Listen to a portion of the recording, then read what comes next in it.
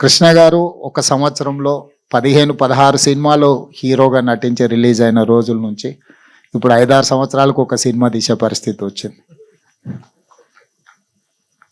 ఎందుకంటే నేను కృష్ణ గారి అభిమానిని కాబట్టి అన్ని వివరాలు నాకు తెలుసు. మేము అన్ని లెక్కలు పెట్టి వాదించేవాళ్ళం. నేను వనపర్తిలో చదువుకునేటప్పుడు సినిమాలు అక్కడ రిలీజ్ అయ్యేటివి కాదు. అయితే హైదరాబాదు లేకపోతే కర్నూలు ఇట్లా కొన్ని ప్రాంతాల్లోనే సినిమాలు రిలీజ్ అయ్యాయి. మొదటి రోజు చూడాలంటే వనపర్తి నుంచి కర్నూలు 100 కిలోమీటర్స్ లారీలో ప్రయాణం చేసి సినిమా చూసి వచ్చేవాడిని నేను.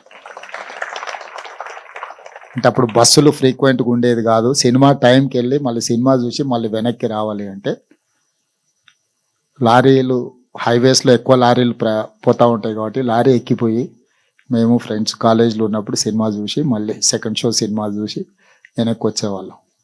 సో సినిమా అనేది మధ్యతరగతి వాళ్ళ మీద అత్యంత ప్రభావితం చూపిస్తుంది, మన లైఫ్ని ఇన్స్పైర్ చేస్తుంది.